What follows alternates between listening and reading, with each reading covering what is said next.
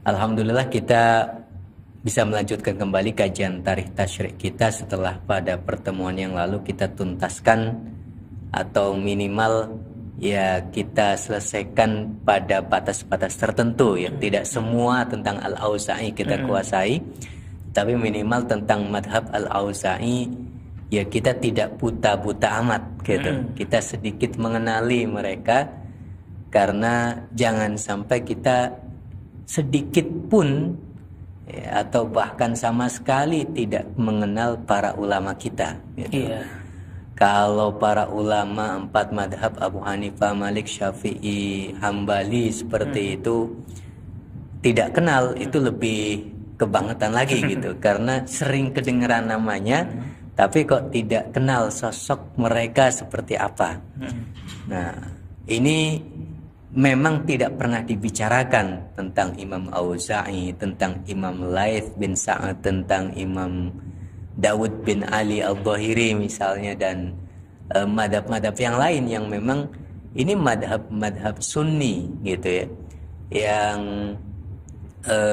dulu pernah eksis, dulu pernah ada, pengikutnya juga banyak dan seterusnya. Hanya saja mereka hari ini tidak ada sehingga kita sudah tidak mengenalinya lagi seperti itu. Maka masih mending, masih bisa dimaklumi kalau tidak mengenal mereka, walaupun tetap ya seharusnya kita sedikitlah mengenal mereka karena mereka juga punya jasa yang sangat besar terhadap umat, dan kita sebagai bagian daripada umat, sebagai ya semacam terima kasih gitu ya kepada mereka, ya kenalilah mereka. Kalau tokoh-tokoh non-muslim saja bisa kita kenali dengan baik, bahkan gitu ya, mengenali sosok filsafat A, B, C dari barat misalnya, itu kadang-kadang bisa sangat fasih mengutip karya-karya mereka, bahkan bahasa-bahasa mereka, ungkapan-ungkapan mereka dan seterusnya. Tapi sosok ulama kita sendiri, masa tentang sosoknya saja nggak kenal gitu. Maka penting sekali meskipun sudah tidak ada, katakanlah dia hanya ada di dalam sejarah, tapi tetap kita kenali sosoknya, karena tetap ada banyak faidah manfaat yang bisa kita petik ketika mempelajari manaqibnya atau sejarah hidup mereka. Betul sekali. Imam Al-Laits bin Sa'ad ini dari sisi kelahiran itu tidak jauh dari Imam Al-Auza'i. Apalagi kalau dari Imam Malik ya. Kalau dari Imam Al-Auza'i, Auza'i kan beliau lahir tahun 88. Iya. Kemudian Imam Malik tahun 93. Nah, setahun pasca lahirnya Imam Malik, lahirlah Imam Auza'i. 94 gitu. Jadi di masa itulah Imam Laits hadir. Artinya kalau dari sisi generasi, madhabnya satu generasi dengan madhabnya Imam Malik seperti itu, dengan madhab Maliki dari sisi kelahiran ya. Cuma bedanya kan madhab Maliki kemudian tetap tumbuh, berkembang, menjadi besar, pesat, dan kemudian menyebar kemana-mana. Kalau madhab Laits bin Sa'ad ya tidak kemana-mana di Mesir, bahkan ketika pendirinya meninggal, yang madhabnya ikut meninggal. Gitu. Itu sejarah singkatnya seperti itu, madhab Laits bin Sa'ad gitu. Jadi kenapa setelah Auza'i kita ke Laits, karena jarak lahirnya berdekatan seperti itu. Saya memilih beliau untuk kemudian kita kenali setelah Al-Auza'i. Barangkali itu sebagai pengantarnya saja. Cukup menarik begitu ya, umurnya pendek, termasuk ulama-ulama salaf, dan umurnya, maksudnya umur madhabnya pendek begitu ya.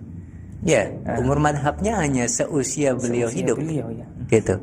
Ya, tentu bukan seusia beliau hidup ya.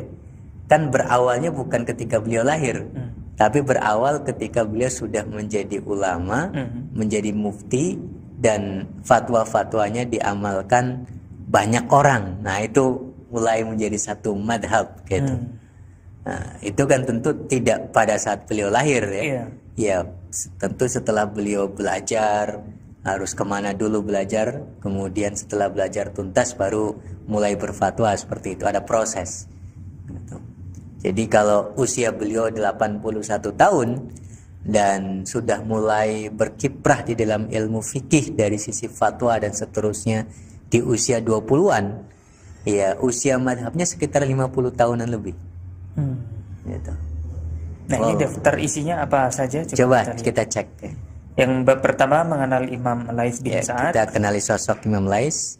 Bab keduanya ulama kaya raya. Ya, ini sebenarnya masih terkait dengan mengenal sosok Imam Lais. Cuma karena dari sisi kekayaannya ada hal yang bisa kita petik pelajaran, saya jadikan judul tersendiri. Oh, gitu ya. Bab ketiga sejarah mazhab Lais. Oke. Nah. Kita masuk pengantar, Ustaz. Ya, Mungkin silakan. saya bantu baca.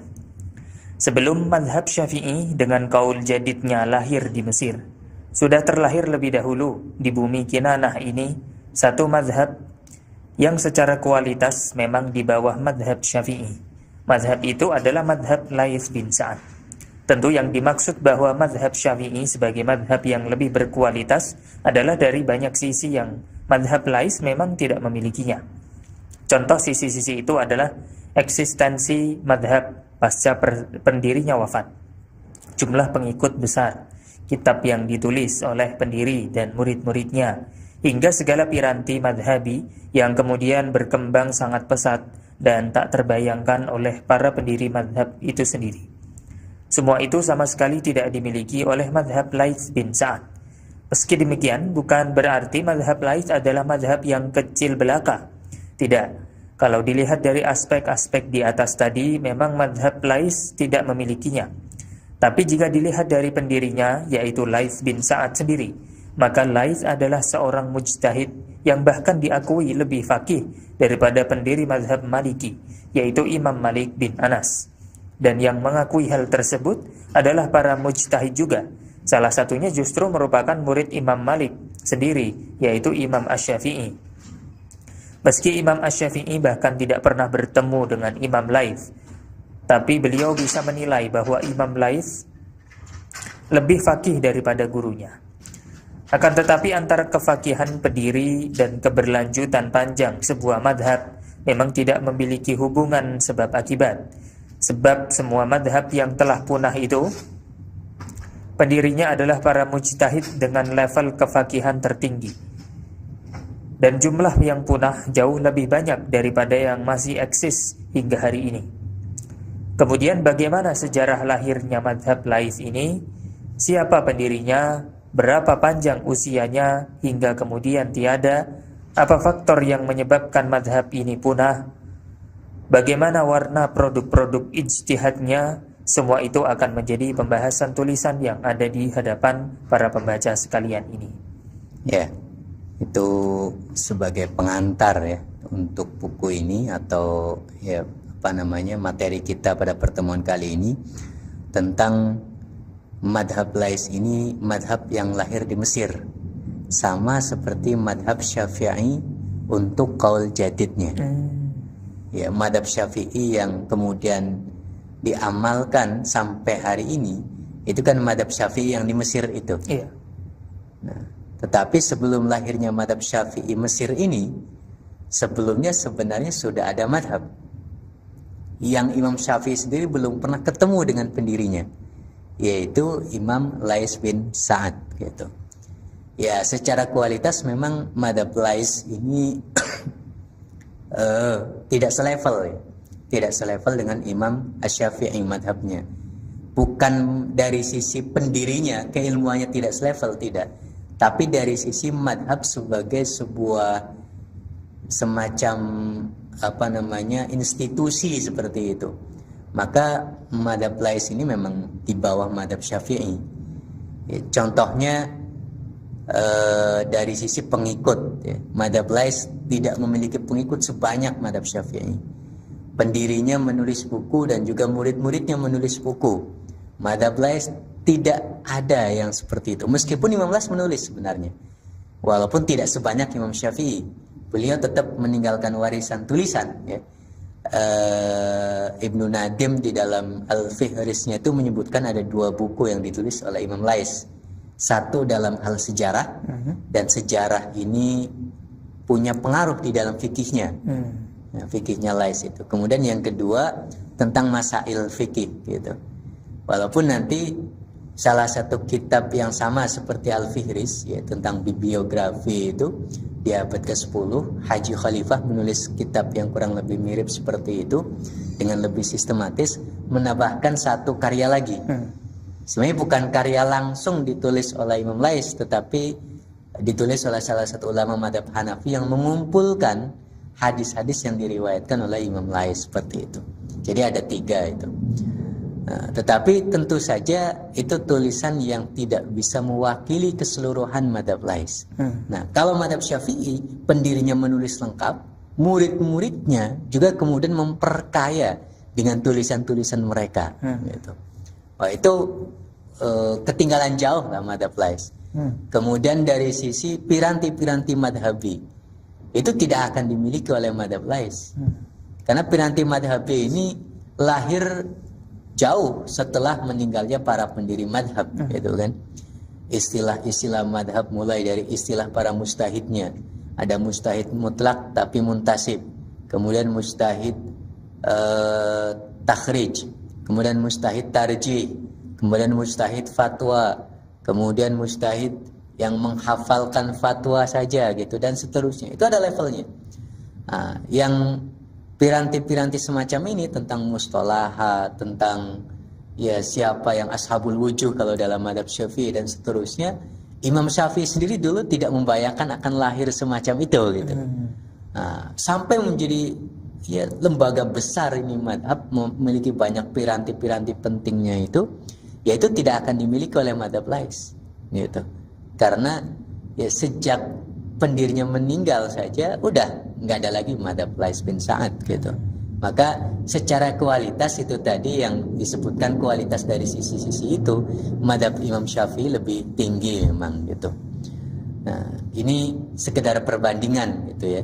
Tapi apakah kemudian kita katakan madhab Lais ini madhab yang kecil? Ya tidak juga. Kalau kita lihat pendirinya, Imam Lais ini bukan orang sembarangan gitu.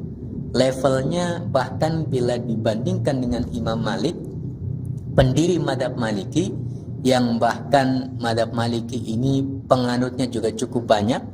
Bahkan kalau di wilayah barat Islam mereka semua rata-rata bermadhab Maliki. Tetapi ternyata kata Imam Syafi'i sendiri, muridnya Imam Malik padahal beliau, itu mengatakan Imam Lais lebih alim, lebih faqih daripada Imam Malik gitu. Berarti kualitasnya, level mujtahidnya luar biasa ini Imam Lais bin Sa'ad gitu.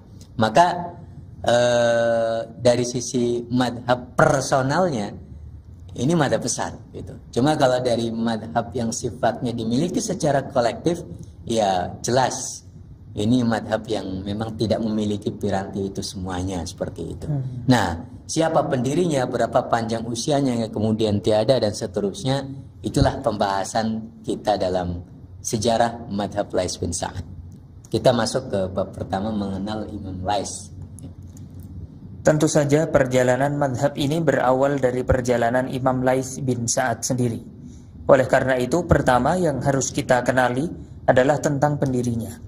Barangkali selain Imam Auza'i, Imam Lais bin Sa'ad adalah salah satu tokoh penting dalam sejarah Islam yang tidak terlalu mendapatkan perhatian dari umat Islam. Entah berapa banyak dari umat ini yang telah mengenal sedikit saja tentang sosok fakih dari Mesir ini. Dengan menambahkan sosok Lais bin Sa'ad, semoga semakin banyak perbendaharaan para ulama yang telah berjasa besar kepada umat yang berhasil kita kenali. A. Nama dan nasab. Beliau seperti Imam Malik yang dikenal dan populer dengan nama aslinya. Namanya memang Lais, lengkapnya Lais bin Sa'ad bin Abdurrahman. Beliau memiliki nama kunyah Abul Haris. Ada perbedaan para ulama sejarah terkait nasabnya. Ada yang mengatakan bahwa beliau berasal dari Faham, daerah di Mesir. Ini misalnya disampaikan oleh Al-Khatib Al-Baghdadi. Ada juga yang mengatakan beliau berasal dari Isfahan yang merupakan daerah Persia. Ini misalnya disampaikan oleh Al-Hafiz Abu Nuaim ya. Namun ada juga yang mengatakan bahwa sebenarnya keduanya tidak saling bertentangan. Dikatakan dari Isfahan, maka itu bisa dibenarkan. Tapi disebut bahwa Imam Laits dari Fahm juga bisa dibenarkan sekaligus, karena asal usulnya memang dari Isfahan, namun lahirnya di Kolkosyandah yang merupakan bagian distrik Qalyubiyah, dan di situ banyak keturunan Fahm. Maka Imam Laits adalah Fahmi Asbihani Kolkosyandi Qalyubi. Ya, itu tentang nasab dan namanya ya. Namanya seperti Imam Malik, dikenal namanya gitu. Beda dengan Imam Syafi'i, namanya jarang yang kenal barangkali. Ternyata namanya Muhammad gitu. Abu Hanifah namanya siapa? Nggak ada yang kenal, taunya Abu Hanifah ya namanya, padahal namanya Nu'man gitu. Nah, kalau Imam Ahmad namanya Ahmad, benar. Imam Malik namanya Malik, benar. Begitu juga Imam Laits, namanya memang Laits gitu.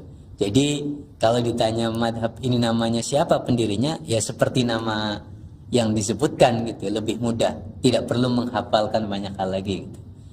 Bahkan nama kunyahnya barangkali malah tidak diketahui gitu, Abdul Haris, Laits bin Sa'ad bin Abdurrahman gitu. Itu dari sisi nama dan kunyah.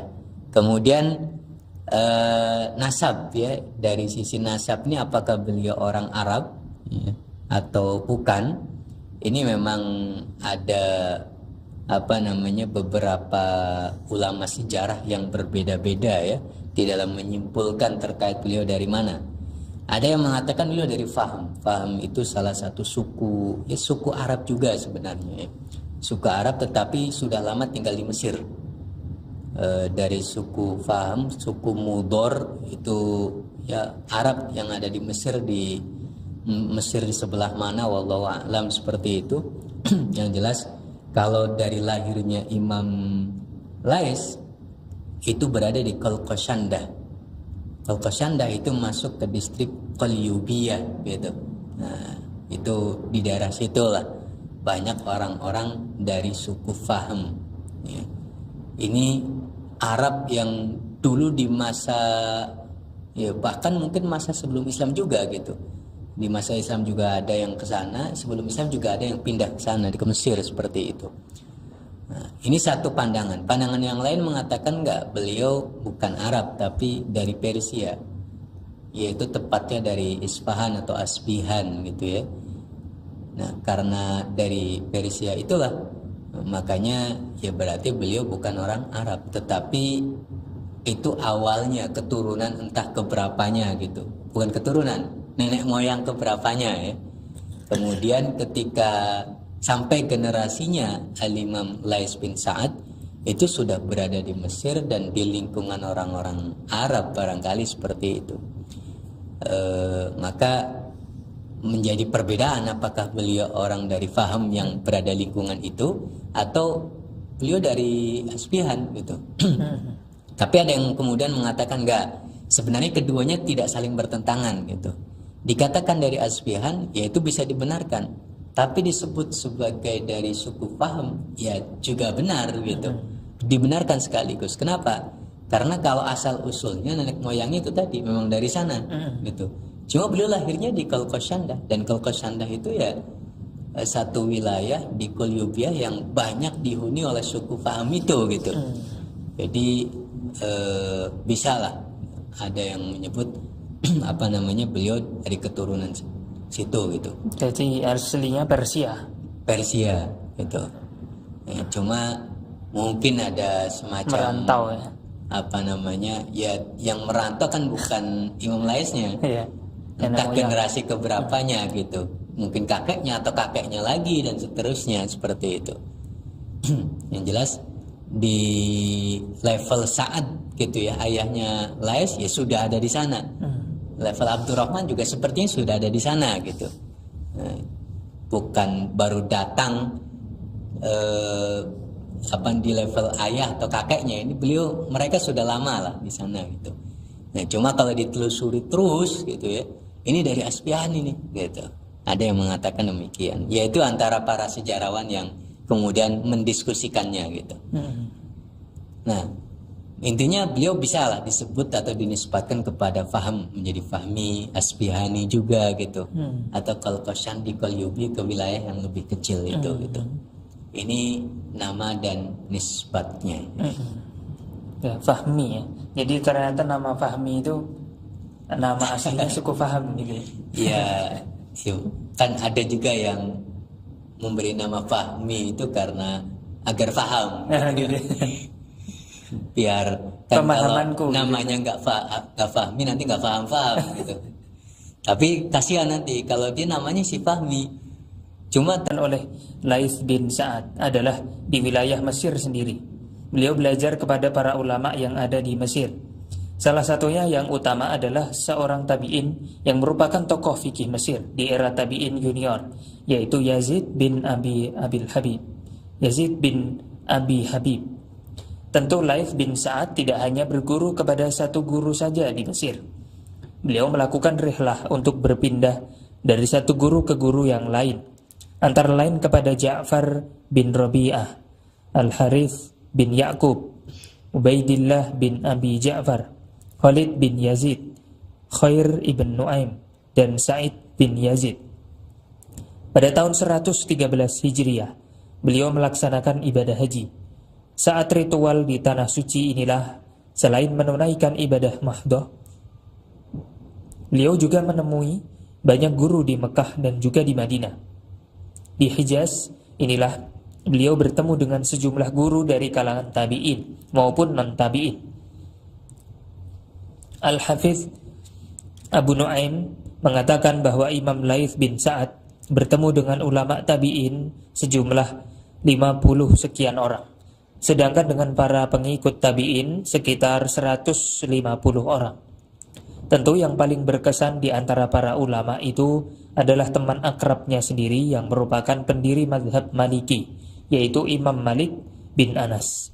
Antara beliau berdua telah terjadi saling kirim surat yang isinya adalah pembahasan ilmu fikih, dan surat inilah salah satu warisan tertulis dari Imam Laits bin Sa'ad. Tentu jumlah guru yang disebut Abu Nu'aim di atas tidak hanya yang di Hijaz. Imam Laits juga melakukan rihlah ke Irak dan juga ke Syam. Dari masing-masing wilayah itu, Imam Laits juga bertemu dengan para guru utama. Di Irak bertemu Abi Ibrahim An-Nakhai, dan di Syam bertemu dengan Imam Makhul Asy-Syami. ya, itu tentang rihlah ilmiahnya ya. Intinya beliau rihlah pertama kali ya tentu di wilayah Mesir sendiri. Ya, ada guru utama yang kemudian beliau belajar fikih, yaitu seorang justru yang menjadi tokoh fikihnya Mesir, dan beliau masih kalangan tabi'in. Tapi tabi'innya tabi'in junior ya. Bukan tabi'in senior seperti itu. Yaitu Yazid bin Abi Habib gitu. Nah, dari beliau inilah Imam Laits belajar fikih. Kalau dari yang lain rata-rata belajar hadis. Bahkan pertama kali belum menuntut ilmu itu lebih kepada thalabil hadis seperti itu, mendengar riwayat-riwayat hadis dan seterusnya. Nah, tapi kepada beliau Imam Yazid bin Abi Habib ini, beliau langsung belajar fikih dari tokoh fikih tabi'in langsung di Mesir seperti itu. Tentu tidak hanya di Mesir ya. Beliau kemudian ke Hijaz, Mekah dan Madinah, terutama pada saat haji tentunya. Nah, di sana tentu banyak tabi'in juga gitu. Ada bertemu dengan Imam Az-Zuhri, bertemu dengan Yahya bin Sa'id Al-Ansari. Itu para ulama tabi'in juga itu. Yang mereka juga menjadi guru dari Imam Malik gitu. Yang mereka juga menjadi guru juga jadi Imam Auza'i ya. Jadi memang ini gurunya para pendiri madhab ini, yang para ulama tabi'in di masa itu gitu. Makanya kalau mau dikumpulkan berapa tabi'in yang ditemui oleh Imam Laits, itu Al-Hafidz Abu Nu'aim mencatat sekitar ada 50-an sekian orang tabi'in gitu. Kalau yang tabi'in atau para pengikut tabi'in itu ada 150 orang. Ini yang tidak sekedar orang biasa ya, tetapi orang yang punya ilmu dan beliau berguru kepada mereka gitu. Itu ada yang tabi'in, ada yang tabi'un tabi'in seperti itu. Nah, tapi di antara semua guru-guru itu dan di antara semua generasi yang mungkin hubungannya tidak sekedar guru gitu ya, tetapi juga ya teman akrab dan seterusnya, yang paling akrab adalah Imam Malik bin Anas gitu. Beliau pernah berguru bareng dengan Imam Malik ketika belajar di Masjid Nabawi. Yang ngajar waktu itu Imam Rabi'atul Ra'i. Nah, itu menjadi murid bersama itu di situ, dan beberapa ulama yang lain, yang kemudian ketika mereka berpisah, mereka saling kirim surat gitu. Padahal kirim surat kan bisa juga dengan ulama yang lain gitu ya, tapi lebih banyak dengan Imam Malik. Ya, lebih banyak dengan Imam Malik, saking akrabnya. Dan surat menyurat antara mereka isinya apa? Karena mereka para ulama, isinya ya tentang fikih gitu, perdebatan, diskusi dan seterusnya seperti itu.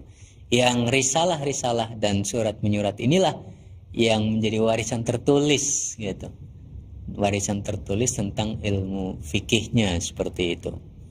Ini surat menyuratnya. Maka jumlah guru daripada Imam Lais bin Sa'ad dari rihlah yang kemana-mana itu, yang tentu bukan hanya Hijaz ya, tadi sudah disebutkan ke Irak, ya, ke Syam dan seterusnya, ini sangat banyak tentunya. Dan bergurunya itu tidak langsung ya. Ya beliau pulang dulu ke Mesir, nanti kadang-kadang berangkat lagi, destinasinya berubah. Kemarin Syam udah, sekarang ke Irak lah misalnya. Irak udah, sekarang ke Syam lah. Dan ketika sudah punya anak, ya tetap rihlah ilmiah juga. Dan anaknya dibawa gitu. Anaknya diikutkan gitu. Jadi anaknya ikut rihlah ilmiah bersama ayahnya gitu. Salah satu anaknya ada yang bernama Syuaib gitu. Itu juga kemudian nanti meriwayatkan tentang apa yang dia dapatkan pada saat rihlah seperti itu. Ini ya salah satu bentuk keteladanan ya. Ternyata kalau kita kemana ngaji misalnya atau apa, kalau kita punya anak, nggak apa-apa, bawa aja anaknya. Kalau memang tidak akan mengganggu pengajian ya, tidak mengganggu yang lain, sudah cukup bisa untuk dibawa gitu. Ya biar bisa melihat seperti apa aktivitas ayahnya misalnya dan seterusnya. Atau kalau yang ngajar ya dibawa ikut ngajar misalnya gitu. Biar tahu bagaimana itu mengajar dan seterusnya. Ya, hal-hal yang baik diperlihatkan, dicontohkan seperti itu. Barangkali itu yang diinginkan oleh Imam Lais ketika membawa anaknya seperti itu. Ini rihlah ilmiahnya. Ya. Oke, dan selanjutnya C. Mulai menetap di Mesir. Sebenarnya beliau tidak benar-benar menetap dalam waktu yang lama. Terkadang pada tahun-tahun tertentu beliau melakukan rihlah ilmiah kembali dalam waktu tertentu ke Hijaz, Irak maupun Syam. Pada saat rihlah itu beliau kadang membawa anaknya. Akan tetapi rumah beliau memang di Mesir. Beliau pasti selalu kembali ke Mesir pasca rihlahnya. Maka yang dimaksud menetap di sini adalah menetap dalam aktivitas penyebaran ilmunya. Tidak terlalu akurat tentang informasi mulai kapannya. Yang jelas pada saat sejumlah ulama besar di Mesir masih hidup, Imam Lais muda sudah dipercaya untuk berfatwa, diakui keilmuannya, direkomendasikan untuk ditimba ilmunya. Beliau adalah murid tokoh fikih tabi'in Mesir. Maka sangat wajar dengan kecerdasan yang dimilikinya dan kekuatan semangat yang selalu menyala, beliau mampu menuntaskan syarat menjadi ulama di saat masih sangat muda. Beliau memiliki 4 majelis dalam sehari. Ada majelis pengawasan terhadap qadhi dan juga pemerintahan setempat, yang mana jika Lais melihat sesuatu yang tidak benar, maka bisa saja beliau langsung melaporkan kepada Amirul Mukminin dan merekomendasikan pencopotan misalnya. Maka Amirul Mukminin pasti akan menerima rekomendasi itu dan langsung memberikan instruksi sesuai rekomendasi Imam Lais bin Sa'ad. Ada majelis dengan para ahlul hadis. Beliau memang bukan saja seorang faqih, tapi juga sekaligus termasuk ahlul hadis. Bahkan objek pertama yang dipelajari saat menuntut ilmu adalah mengikut majelis-majelis hadis. Ada juga majelis fatwa. Di majelis inilah keilmuan fikih beliau dikeluarkan. Semua masyarakat Mesir menggunakan madhabnya. Semua mendengar fatwanya. bahkan para qadhi dan juga pemimpin pemerintahan setempat juga mendengarkan fatwanya. Dan terakhir adalah majelis sosial. Dengan kekayaan melimpah yang beliau miliki, secara khusus beliau punya waktu dan majelis khusus untuk melakukan kegiatan sosial. Beliau membagikan segala kebutuhan kepada yang membutuhkan. Mereka yang membutuhkan bisa memanfaatkan majelis ini. Ya, ini tentang aktivitas beliau kemudian ketika di Mesir ya, mulai menetap gitu. Menetap di sini maksudnya tentu bukan menetap dalam waktu yang lama sekali, tidak. Karena para ulama dulu itu sepertinya memang tidak pernah menetap dalam waktu yang lama di satu tempat gitu. Ya mungkin punya rumah gitu. Dan disitulah dia akan kembali, dia menetap, tidak akan kemana-mana memang. Tapi sebelum menetap itu ya dia kemana-mana dulu. Nanti setelah lama balik lagi gitu. Nanti tahun depan rihlah lagi kemana gitu. Yang itu dilakukan rihlahnya bisa jadi dalam waktu yang lama juga, entah berbulan-bulan atau bahkan sampai 1 tahun misalnya gitu. Ya karena pada saat itu kan rihlah dilakukan dengan alat transportasi yang masih ya sangat lambat ya dibandingkan dengan di zaman kita sekarang seperti itu, sehingga waktu yang dibutuhkan sangat lama. Misalnya pengen belajar ke Irak gitu, jarak Mesir ke Irak itu kan butuh waktu yang sangat lama. Betul. Gitu. Zaman Ya, itu ya. di zaman itu. Tapi karena memang tujuannya ke sana, ya ke sanalah mereka berangkat gitu. Ke sanalah mereka berangkat. Naik unta itu bisa berapa bulan gitu. Ya. Entah ya. Betul. Unta itu kan kecepatannya itu pun harus istirahat Betul. gitu ya. Dan biasanya tidak sendirian, itu bareng-bareng dengan satu kafilah gitu. Iya. Dan satu kafilah. Ya, kita tidak bisa membayangkan secara akurat gitu bagaimana itu bisa terjadi seperti itu.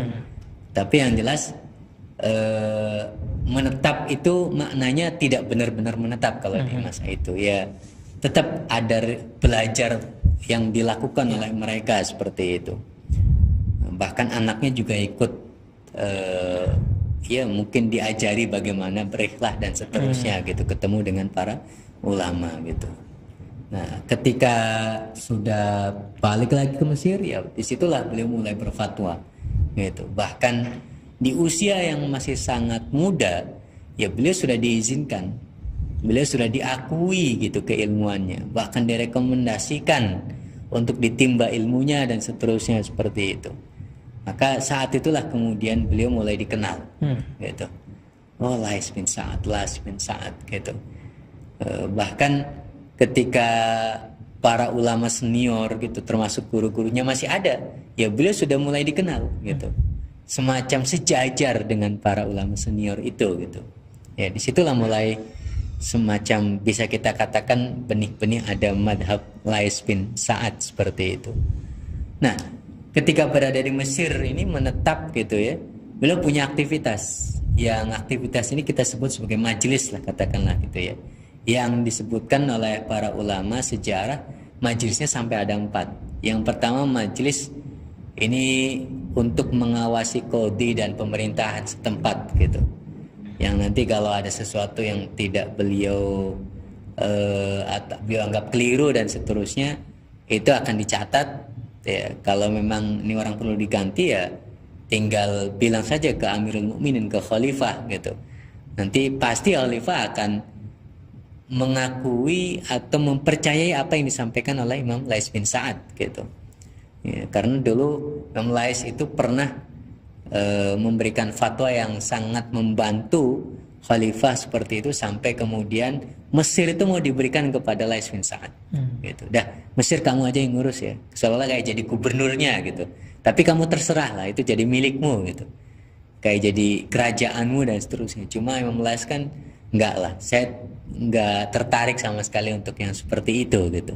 Tapi kalau memang boleh diizinkan, ya minimal suara saya didengarkan lah, agar saya punya usulan apa dan seterusnya untuk wilayah Mesir seperti itu akan mudah diaplikasikan gitu. Maka dari situlah kemudian nama beliau itu ya semacam ditakuti lah oleh para pemerintah di Mesir gitu.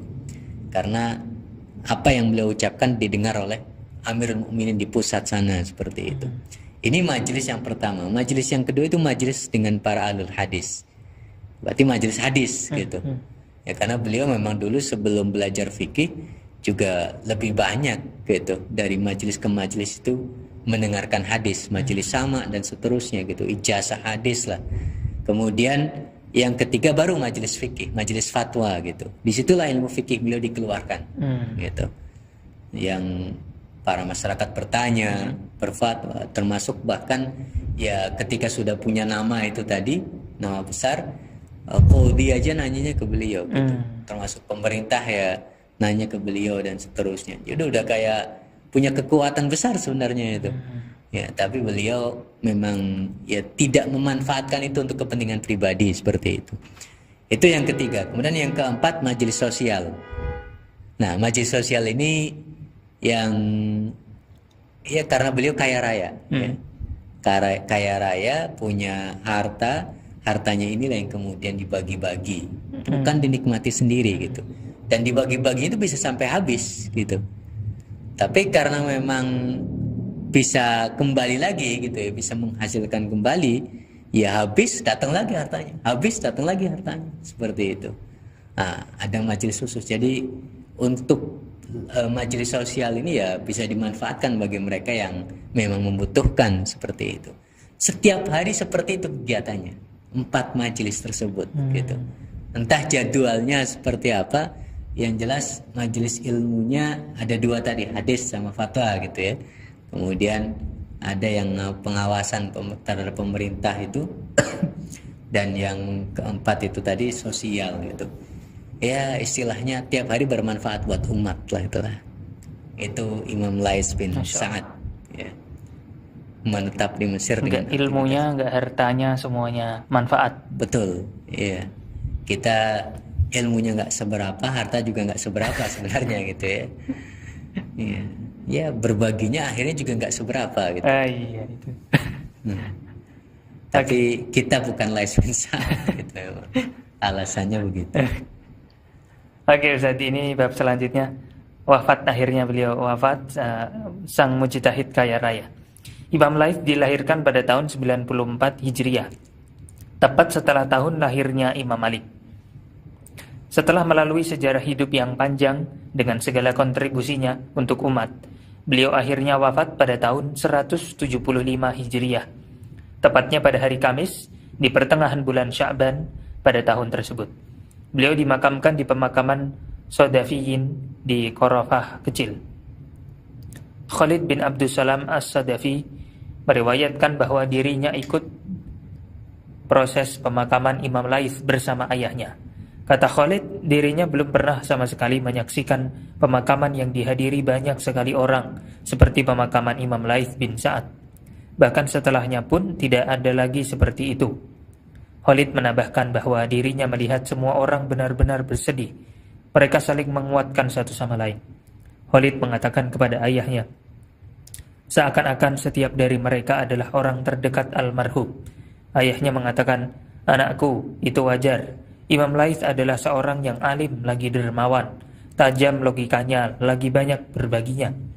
Anakku, kita tidak akan menyaksikan lagi orang sepertinya. Ya, itu kisah wafatnya ya. Jadi lahir tahun 94, wafat tahun 175. Lahir setelah Imam Malik lahir, tapi wafatnya sebelum Imam Malik wafat. Dahulu. Imam Malik wafat tahun 179. Beliau tahun 175. Berarti 4 tahun lebih dulu daripada Imam Malik wafat gitu. Nah, pada saat wafat itu seperti yang diceritakan oleh Khalid ya. Dengan ayahnya beliau ikut takziah gitulah, ikut sampai ke pemakaman dan seterusnya, mengatakan banyak sekali gitu yang menghadiri dan bertakziah di dalam proses pemakaman Imam Lais bin Sa'ad seperti itu. Saya tidak pernah menyaksikan pemakaman sebanyak ini yang menghadirinya. Bahkan setelah pemakaman Imam Lais, setelah itu juga tidak ada lagi pemakaman yang sebesar itu gitu. Itu kata Khalid gitu ya. Ditambah lagi beliau melihat gitu ya, ini semua orang bersedih gitu. Semua orang bersedih, kemudian mereka saling menguatkan satu sama lain gitu ya. Kemudian Khalid mengatakan seakan-akan setiap mereka itu orang terdekat almarhum gitu. Karena orang terdekat pasti sedih gitu. Itu kelihatan seperti itu. Kata ayahnya itu wajar gitu. Itu wajar. Imam Lais itu orang yang alim lagi dermawan gitu. Jadi udah alim, dibutuhkan ilmunya, dan yang merasa terjawab pertanyaan-pertanyaannya kan pasti merasa kehilangan gitu, karena ya kemana lagi saya harus bertanya gitu. Tumpuan hidupnya itu nggak ada lagi. Kan biasanya seseorang punya guru ya, yang ketika ada masalah kepada beliau lah curhatnya misalnya. Kepada beliau bertanya tentang hukumnya, bagaimana ini gini. Ketika gurunya kemudian tidak ada, kepada siapa lagi saya akan curhat dengan sebebas ini gitu, yang seenak ini dan seterusnya seperti itu. Dan beliau tempat bertanya bagi banyak orang, seluruh orang di Mesir seperti itu. Maka wajar jika banyak yang kehilangan. Dan itu baru dari sisi fatwa. Belum lagi dari sisi beliau orang yang sangat dermawan gitu, sangat dermawan. Maka ya tentu banyak yang kehilangan. Apalagi yang sudah berkali-kali diberi gitu kan. Ketika kemudian beliau tiada, beliau orang yang sangat baik gitu, hari ini sudah tiada gitu. Ya wallahu alam apakah anaknya melanjutkan aktivitas ayahandanya atau tidak itu ya, dengan kedermawanan yang seperti itu. Tajam logikanya tapi juga banyak berbaginya. Ya kurang lebih mirip lah seperti itu. Intinya kisah wafatnya juga menjadi pelajaran bagi kita gitu. Ketika ya orang punya banyak jasa, punya banyak kebaikan dan seterusnya, ternyata yang merasa kehilangan juga sangat amat banyak gitu. Ya itulah pengikut madhabnya gitu. Pengikut madhabnya. Jadi orang yang sedih itu saat ini. Yang sedih-sedih itu. Iya. Ya karena mereka yang bertanya, mereka yang mengamalkan ilmunya Lais gitu. Meskipun secara formal tidak menisbatkan diri bahwa kami Al-Laisi gitu ya. Dan madhab-madhab lain yang eksisnya agak lama, biasanya pengikutnya akan menisbatkan diri kepada pendirinya. Al-Auza'i saja yang umurnya ya 2 abad itu pengikutnya para ulama yang jadi qadhi dan seterusnya itu menisbatkan diri kepada Auza'i. Ya kayak Asy-Syafi'i kan juga demikian. Dia Nawawi Asy-Syafi'i gitu. Dia siapa? Qalyubi Asy-Syafi'i gitu. Atau Ibnu Abil Is Al-Hanafi gitu. Kalau tidak menisbatkan diri, minimal ada orang lain yang menisbatkan gitu kepada madhab tersebut gitu. Tapi kalau Imam Lais bin Sa'ad tidak ya, meskipun sebenarnya mereka mengikuti itu gitu, mengikuti madhabnya Lais bin Sa'ad. Tapi ya setelah itu karena Imam Lais bin Sa'ad nggak ada, ya sudah gitu, mereka tentu akan pindah. Karena orang awam kan tidak mungkin terbebas gitu ya, mengamalkan sendiri-sendiri ya. Ketika ada sesuatu ya pasti butuh mufti untuk ditanyai gitu. Maka ya ada mufti berikutnya di Mesir gitu.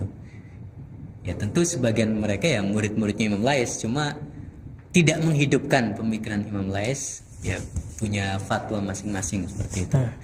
Itu bab pertama. Bab kedua, ya tadi menyinggung tentang kedermawanannya begitu ya. Ya. Sekarang ada kisah menarik mungkin Ustaz terkait hal itu. Ya kita bahas khusus. Ya. Wah, beliau adalah seorang ulama yang kaya raya. Sebaik-baik harta adalah yang dimiliki oleh seorang hamba yang soleh. Kurang lebih demikianlah makna dari sebuah hadis yang diriwayatkan oleh Amr bin Al-As. Dan hadis tersebut benar-benar teraplikasikan dalam kehidupan Imam Lais bin Sa'ad.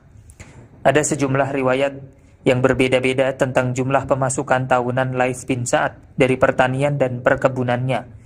Bisa jadi semua riwayat itu benar, karena tiap tahun sangat mungkin terjadi naik turun dalam pemasukannya.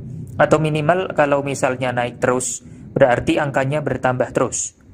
Salah satu angka yang disebutkan adalah 80.000 dinar. Silakan para pembaca konversikan jika 1 dinar itu adalah 4,25 gram. Entah berapa miliar hasilnya. Namun dari kekayaan yang sangat melimpah itu, ada hal unik terjadi pada diri beliau. Beliau kaya raya tapi tidak pernah bayar zakat. Beliau kaya raya tapi memiliki hutang. Beliau kaya raya tapi hidup sangat bersahaja. A kaya raya tapi tak pernah bayar zakat. Wah, ini benar. Uangnya banyak tapi tidak sampai ke nisabnya gitu ya. Ya nggak mungkin. Kalau banyak pasti nyampe nisab. Iya makanya. Tapi kok nggak bayar zakat? Kita lihat, baca. Zakat adalah kewajiban di dalam harta seorang muslim. Tentu tidak semua muslim harus muslim yang kaya dan hartanya memang memenuhi syarat wajib zakat. Dan ketika tidak memenuhi itulah, maka Imam Laits dan karena tidak memenuhi itulah, maka Imam Laits meskipun kaya, beliau tidak wajib bayar zakat. Beliau sendiri yang mengatakan itu. Kepada anaknya yang bernama Syuaib, beliau mengatakan, belum pernah sekalipun saya wajib bayar zakat. Lalu bagaimana syarat wajib itu tidak terpenuhi padahal beliau kaya raya? Satu, memang telah mencapai nisab. Nisab adalah titik di mana harta telah mencapai batas tertentu untuk wajib bayar zakat. Untuk syarat ini jelas Imam Laits telah memenuhinya. Bagaimana tidak? Setiap tahun jika dihitung pemasukan yang diterimanya bisa mencapai puluhan ribu dinar. Padahal kata Rasulullah SAW, kita baru wajib zakat jika nisabnya mencapai 20 dinar. Dan puluhan ribu dinar tadi tentu sudah berlipat-lipat dari nisab. Jadi pada syarat yang pertama, harta yang sudah sampai nisab memang wajib dizakati. Dan harta Imam Laits telah mencapai nisab. Kedua, tapi tidak pernah mencapai haul. Masalahnya adalah bahwa sebagian kita kadang cuma berpikir tentang mencapai nisab. Padahal nisab tersebut disyaratkan harus bertahan selama 1 tahun hijriyah. Ini yang kadang lupa terfikirkan. Jika ternyata tidak bertahan, ya berarti hanya memenuhi pernah mencapai nisab, tapi tidak memenuhi syarat mencapai haul. Semua orang memiliki kebutuhan, bisa jadi ada pengeluaran yang tak terduga, dan segala kemungkinan yang lain, dan yang itu semua berpotensi mengurangi kadar nisab hingga tidak lagi di batas nisab, tapi sudah di bawahnya. Jika itu terjadi sebelum jatuh tempo haulnya itu tadi, maka tidak jadi wajib bayar zakat. Dan hal itulah yang terjadi pada Imam Laits. Bedanya beliau terkurangi nisabnya hingga sampai habis justru bukan karena kebutuhan pribadi. Harta itu habis karena beliau sedekahkan dan bagikan kepada mereka yang membutuhkan. Nah, itu ya. Bisa dipahami ya. Ya. Jadi beliau kaya raya tapi nggak pernah bayar zakat gitu. Padahal kekayaannya kalau dengan ukuran kaya yang dalam definisi zakat ya, kaya dalam definisi zakat kan berarti dia punya harta yang mencapai nisab. Itu minimal calon orang kaya tuh. Yaitu kata Nabi ketika punya 20 dinar gitu. Nah, sedangkan penghasilan tahunan Imam Laits bukan cuma 20 dinar tapi puluhan ribu dinar. Berarti kan berlipat-lipat dari 20 dinar ya. Nah, berarti mencapai nisab bahkan berlipat-lipat dari nisab. Tapi kenapa kok nggak wajib bayar zakat? Karena syarat wajib zakat kan banyak. Tidak hanya sekedar tentang mencapai nisab, bahkan tidak hanya sekedar tentang mencapai haul, tapi ada syarat yang lainnya. Cuma yang utama yang tentang dua hal ini, nisab dan haul gitu. Nah, yang sering kita fokuskan gitu ya, terpikirkan itu tentang nisab aja. Oh, dia kaya nih, mencapai nisab. Kenapa? Gajinya 50 juta sebulan gitu. Masa nggak capai nisab gitu? Iya sih, mencapai nisab. Tapi bisa jadi dia nggak wajib bayar zakat memang. Meskipun 50 juta sebulan gajinya. Kok bisa? Ya bisa saja. Uang 50 juta itu dalam 1 bulan gitu ya, ternyata dia habis gitu. Kok bisa habis? Ya namanya kebutuhan banyak. Dia istrinya 4 gitu misalnya. Masing-masing istri punya anak 5 gitu. Masing-masing anak itu pada sekolah gitu. Ada yang kuliah dan macam-macam. Tiap pagi ngasih makan berapa mulut gitu. Siang juga makan, sore makan, belum ngasih uang jajan, uang pendidikan dan seterusnya. 50 juta untuk banyak nyawa gitu ya di rumahnya itu ya bisa jadi sangat mepet gitu. Maka bukan saja dia tidak wajib zakat, jangan-jangan dia mustahik gitu. Kan bisa saja itu terjadi. Jadi ada yang gajinya 50 juta tapi mustahik misalnya. Karena yang namanya mustahik itu kan salah satunya miskin gitu ya. Dan apa yang disebut sebagai miskin? Salah satu definisinya kan yaitu ketika ada seseorang yang punya kebutuhan 10 tapi dia hanya mampu memenuhi kebutuhannya 5, 6, 7 gitu lah. Yang 8, 9, 10 nya nggak tercukupi itu. Jadi berarti 9, 7, 8, 9, 10 nya dibantu dari zakat gitu. Nah, pokoknya untuk memenuhi kebutuhannya dia bisa ya, diberi zakat gitu. Jadi, kalau kebutuhan yang benar-benar kebutuhan ya, bukan keinginan, bukan macam-macam seperti itu. Nah, ini nisab gitu, 20 dinar. Begitu juga Imam Lais bin Sa'ad itu memang mencapai nisab. Bukan 20 dinar kok. Ini puluhan ribu dinar penghasilannya per tahun. Cuma masalahnya adalah 20 ribu dinar itu tidak bisa bertahan. Nah, tentang bertahan itu adalah syarat yang disebut sebagai mencapai haul, yaitu nisabnya bertahan selama 1 tahun. Ya kayak tadi, 50 jutanya bertahan atau tidak? Tidak, ya nggak wajib bayar zakat gitu. Jadi minimal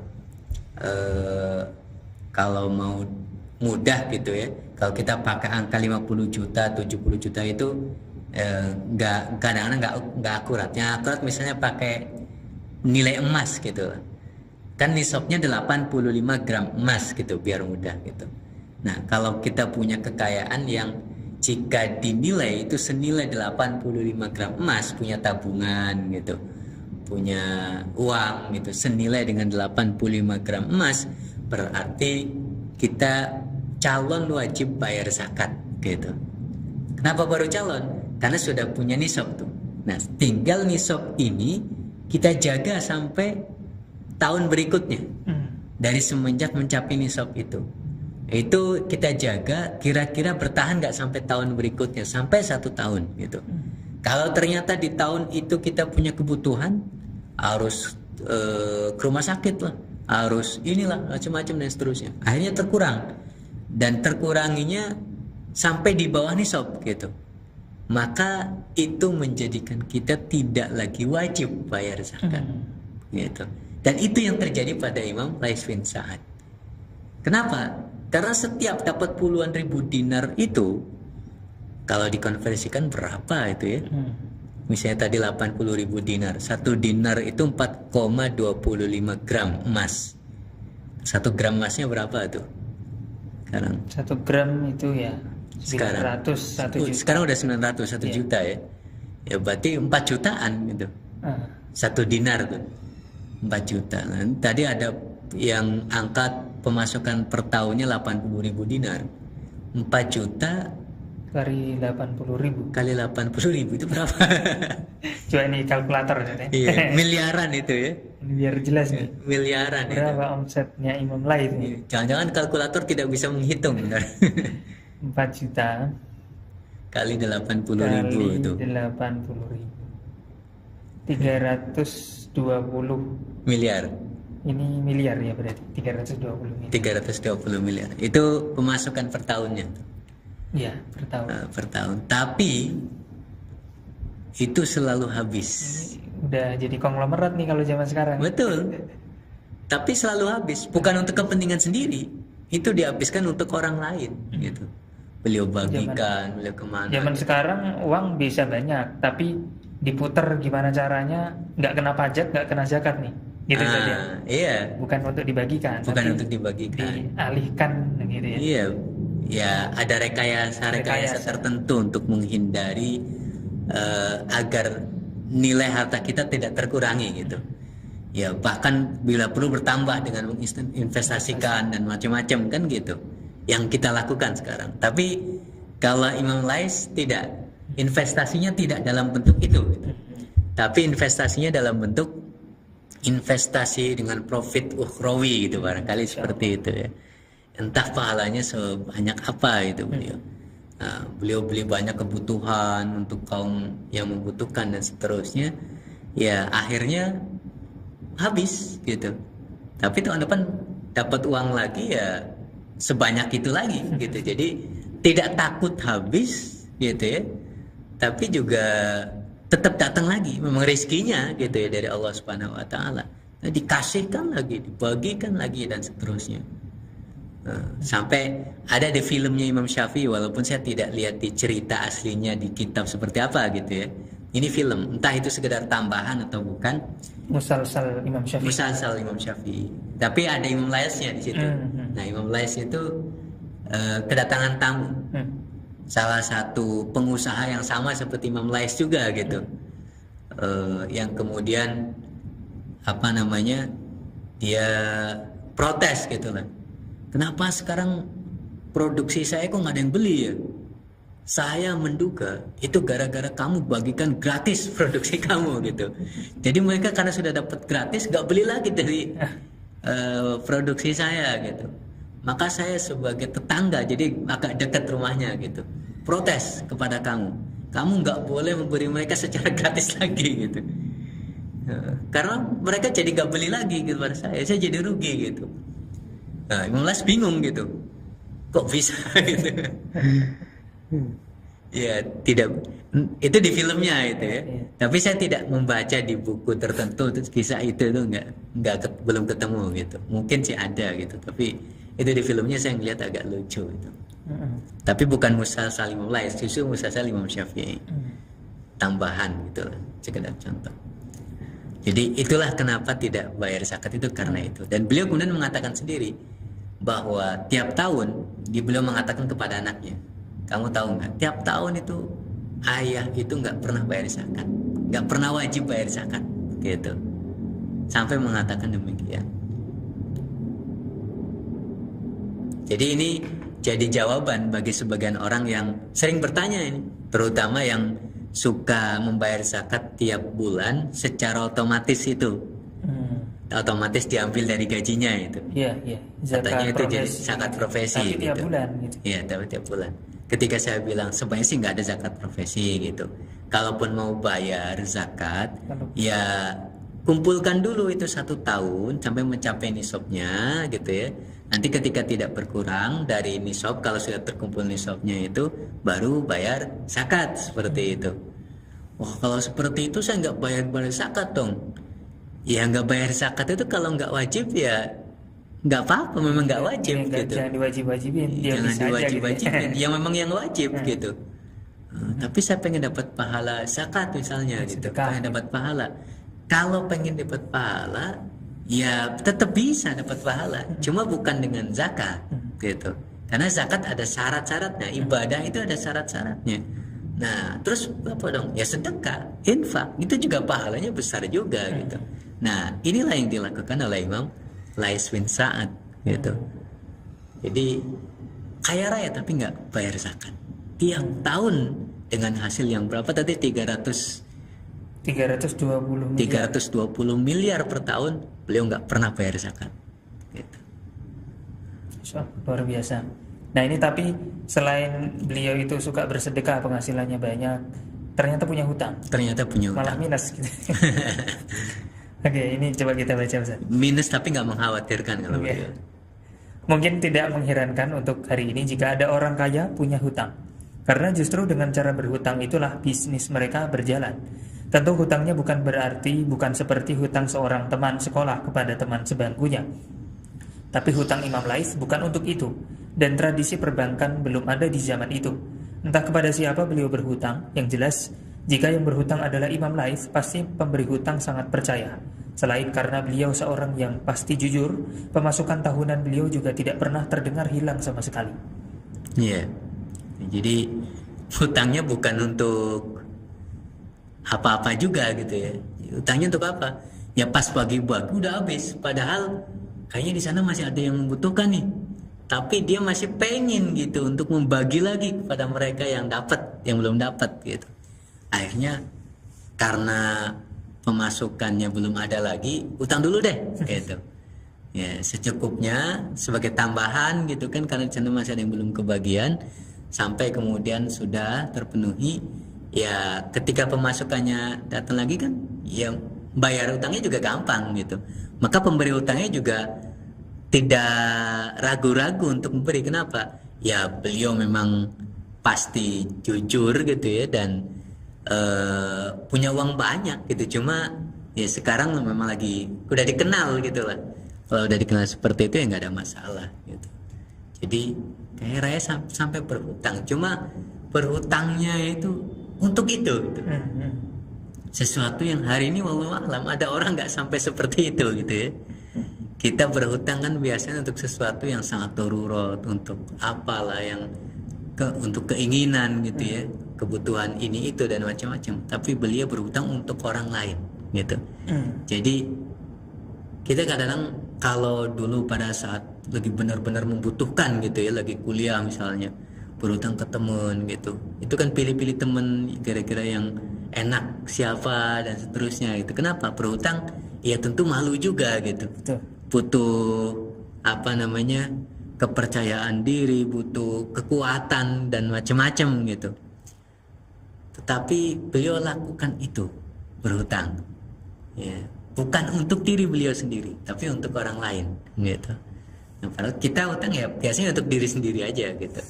Kalau mau membantu orang lain ya paling cuma bilang coba aja ke sana gitu kan. Bukan kita coba nanti saya utangin, nanti saya kasih ke kamu, kan hampir-hampir tidak melakukan itu gitu ya. Ya utangnya untuk orang lain, tapi beliau yang membayarkan dan seterusnya. Tapi ya sudah istilahnya ya mungkin beberapa kali terjadi seperti itu ya nggak masalah gitu. Nah ini kenapa hutangnya Ustaz? Untuk memenuhi kekurangan bansos. Ya sebenarnya ini udah terjawab. Udah ada tadi ya. Ya tinggal di ini aja. Baik, kita mungkin langsung masuk ke C saja Ustaz. Iya. Kaya raya tapi sangat bersahaja. Saat bagi-bagi segala kebutuhan masyarakat, beliau akan pilihkan barang dan bahan dengan kualitas terbaik. Demikian juga dengan makanan. Maka yang beliau bagikan adalah makanan yang bagi penerimanya terasa sangat mewah.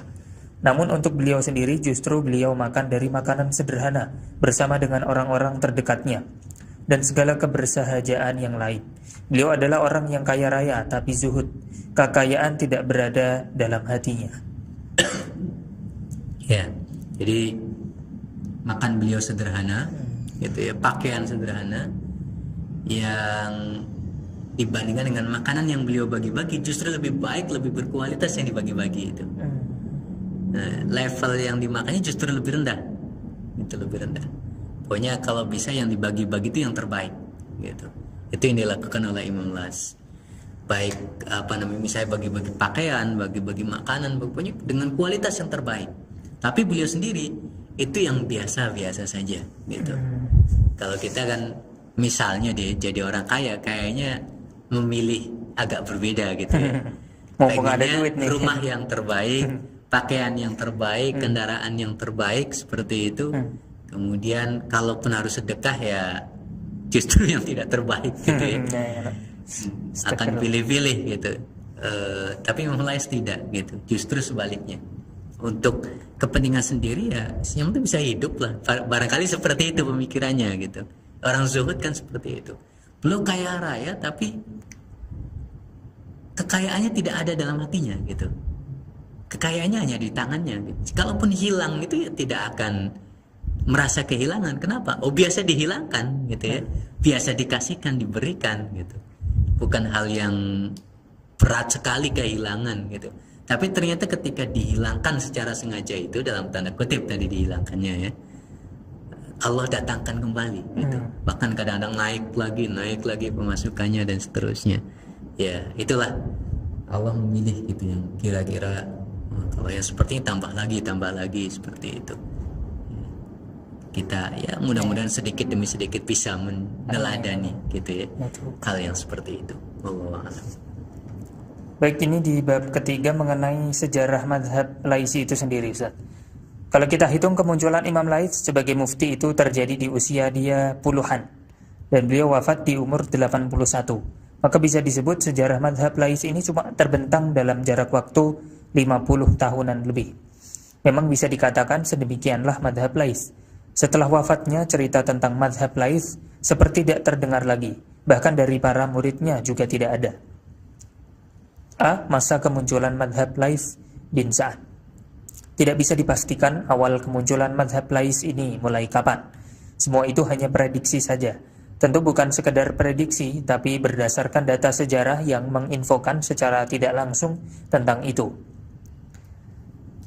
Sa'ad bin Lais muda mulai berfatwa. Memang bukan hanya beliau yang memiliki kemuliaan semacam ini. Ada sejumlah ulama lain di masa itu dan setelahnya juga mendapatkan amanah ilmiah itu di usia muda. Bahkan sangat muda.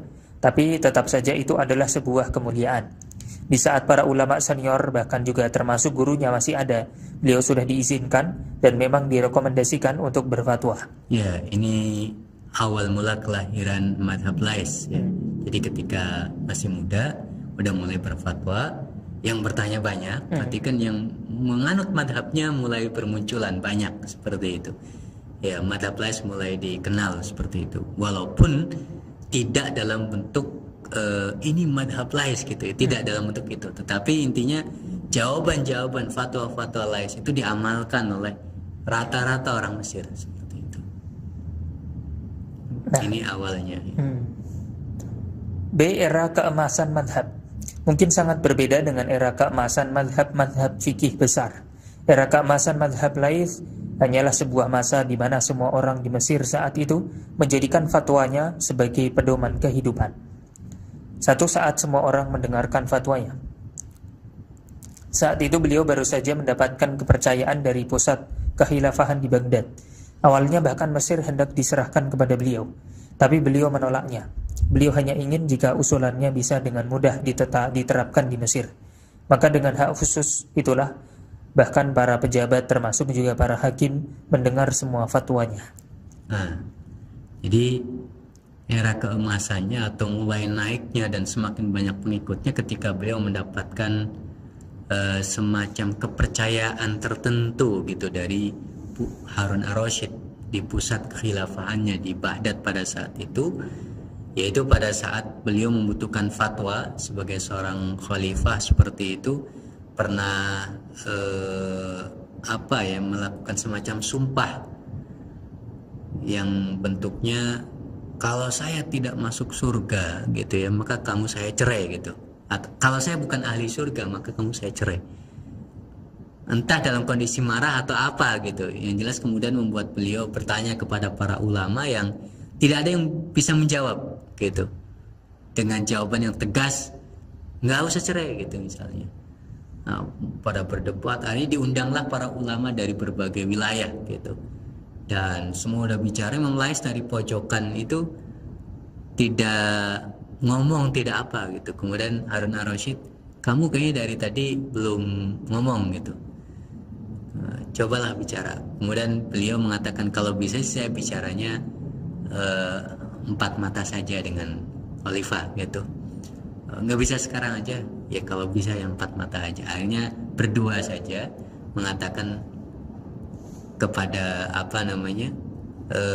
Khalifah Harun ar-Rasyid, ya, tolong buka Al-Quran gitu ya, di surat waliman khafa maqama rabbih jannatan itu. Ya, baca ayat sebelumnya kemudian sampai waliman khafa itu. Nah, sebelum sampai ke ayat waliman khafa, Lais bin Sa'ad bertanya, apakah kamu takut kepada Allah? Dengan pertanyaan yang agak tegas gitu, yang membuat Harun ar-Rasyid ya selain agak kaget, akhirnya jadi takut gitu dengan kehadiran Allah Subhanahu wa taala gitu. Ya, karena belum pernah ada orang yang bertanya dengan nada seperti itu kepada khalifah gitu, Amirul Mukminin gitu. Maka kemudian beliau jadi takut. Tetapi setelah takut itu bacalah ayat waliman khafa lanjutannya gitu. Waliman khafa maqama rabbih jannatan. Engkau orang yang takut kepada Allah gitu, maka kamu bukan hanya dapat 1 surga, jannatan. Ayat itu sendiri yang mengatakan gitu, kamu ahli surga, 2 surga itu.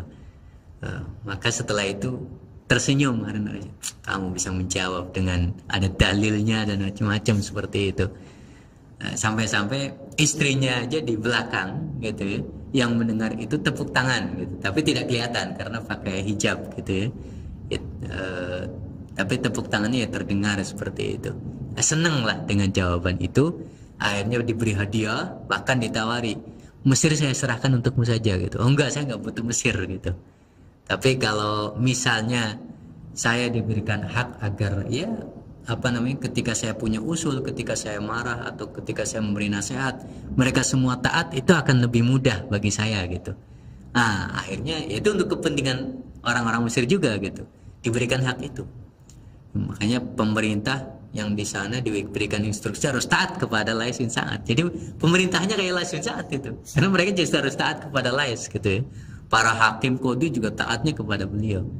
Maka ketika seperti itu namanya semakin terdengar, ini era keemasannya lah katakanlah demikian. Fatwa itu ke sana semua, qadhi juga fatwanya mintanya ke beliau, ya para pemerintah, pimpinan pemerintah itu juga fatwanya ke sana. Jadi semakin banyak fatwa-fatwa Imam Lais yang dianut, dipegang, dijadikan pedoman kehidupan masyarakat Mesir. Jadi ya itu penganutnya jadi banyak itu madhabnya. Sebenarnya seperti itu, cuma lagi-lagi ya tidak disebut sebagai madhab Lais, tidak sampai seperti itu gitu. Tapi karena fatwa itu memang dari Imam Lais, ya tentunya itu semacam madhab Lais gitu, karena itu kan fatwa ya. Fatwa itu kan produk ijtihad gitu. Begitu juga madhab itu kan produk ijtihad. Ya itu tadi era lahir, kemudian era emasan, dan sekarang kita akhirnya bagaimana? Seperti yang sudah disampaikan, bisa dikatakan bahwa akhir daripada eksistensi madhab Lais adalah saat wafatnya beliau. Pasca wafatnya beliau, tidak diketahui adanya murid beliau yang mengajarkan fikih Lais ini. 1. Para murid tidak mengajarkan apalagi menuliskan. Inilah barangkali yang dimaksudkan oleh Imam Asy-Syafi'i sebagai lam yakumu bihi atau doyya'uhu. Para muridnya tidak mengajarkan secara khusus fikih Lais, apalagi sampai menuliskannya. Inilah faktor utama hilangnya madhab Lais. Ada sebagian penulis yang menambahkan bahwa faktor yaitu bahwa Imam Lais sendiri tidak ingin menuliskannya dan membiarkan madhab mengalir begitu saja. Tapi alasan ini sebenarnya bisa dijawab dengan apa yang terjadi pada madhab Hambali. Imam Ahmad memang tidak mau menuliskan fikihnya. Bahkan pesan beliau sangat jelas lagi tegas soal ini. Tapi meski demikian, para muridnya banyak yang merekam baik dalam hafalan maupun dalam tulisan. Bahkan para murid dari Imam Lais ini juga tidak diriwayatkan ada yang menempelkan madhab Lais dalam namanya atau dinisbahkan kepada oleh orang lain. Beda dengan para murid pendiri madhab yang eksis. Di belakang nama mereka tersemat penisbatan seperti Al-Auza'i, Al-Hanafi, Al-Maliki, Asy-Syafi'i, Al-Hambali, Al-Zahiri, dan lain sebagainya. Ya, jadi seperti Imam Syafi'i sampaikan ya, bahwa Imam Lais ini sebenarnya afqah min Malik, illa anna talamidahu doyya'uhu, atau dalam riwayat yang lain lam yakumu bihi gitu, atau ada riwayat yang lain redaksinya beda-beda seperti itu. Tapi intinya sama sih. Bisa kita maknai sebagai ya mereka nggak nulis pemikiran gurunya gitu. Itu pertama. Kedua, udah nggak nulis, nggak mengajarkan juga sepertinya gitu. Ya, para murid dari Imam Lais itu tidak menisbatkan diri misalnya bahwa saya Al-Laisi gitu. Itu juga tidak. Jadi ketika Imam Lais bin saat wafat, ya sudah, nggak ada madhab beliau gitu. Yang menisbatkan diri nggak ada, yang mengajarkan secara khusus fikih Lais juga tidak, apalagi yang menuliskan fikihnya tidak ada gitu. Maka wajar jika Imam Syafi'i mengatakan doyya'uhu, ya murid-muridnya itu menyia-nyiakannya gitu, menyia-nyiakannya. Padahal Al-Laisu afqah min Malik gitu tadi. Lais itu lebih faqih daripada Imam Malik seperti itu. Paling Imam Syafi'i belum pernah itu ketemu sama Imam Lais. Dan sudah sering ketemu Imam Malik karena gurunya sendiri gitu. Tapi berani untuk mengatakan bahwa Lais itu afqah min Malik seperti itu. Makanya di dalam sejarah ketika Imam Lais sudah meninggal 175, sampai kemudian Imam Syafi'i datang tahun 199 akhir atau awal 200-an gitu ya. Hijriah, itu ya kan beliau datangnya ke Mesir Imam Syafi'i. Ya tidak dijumpai gitu ada orang saya Al-Laisi itu kayaknya tidak gitu. Dalam sejarah tidak disebutkan seorang ulama dinisbatkan kepada Al-Laisi karena memang udah doya'uhu gitu.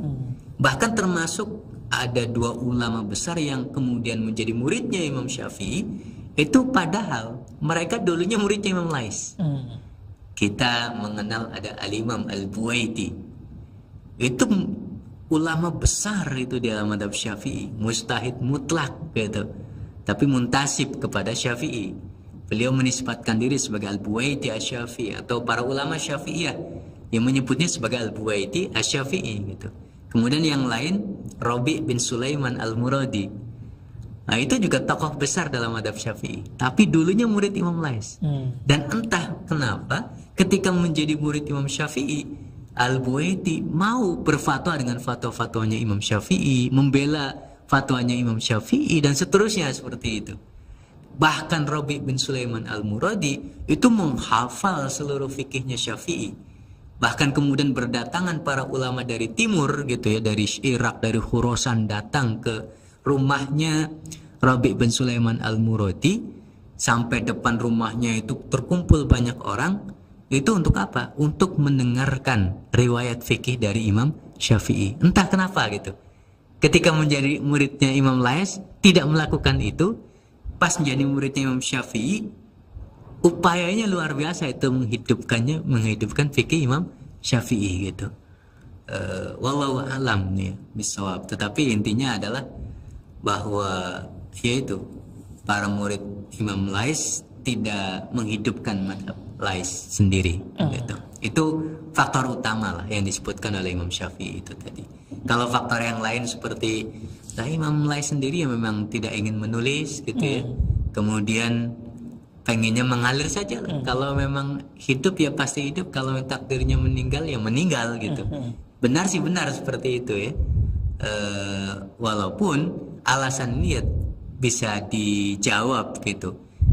Apa jawabannya? Ya itu juga dilakukan oleh Imam Ahmad. Imam Ahmad kan nggak mau nulis fikihnya, dia hanya menulis hadis gitu. Tapi ternyata fikihnya tetap ada, terjaga, terawat, terekam. Siapa yang melakukannya? Yang penting itu muridnya. Betul. Pewarisnya. Muridnya itu banyak sekali yang mencatat fikihnya Imam Ahmad bin Hambal gitu. Maka kemudian ada Al-Masail banyak sekali, kemudian sampai dikumpulkan Jami'ul Masail gitu dan seterusnya, dan akhirnya itulah yang menjadi sumber fikihnya Imam Ahmad bin Hambal menjadi kitab-kitab fikih berikutnya dan seterusnya. Wallahu a'lam bishawab. Itu barangkali yang bisa saya sampaikan ya.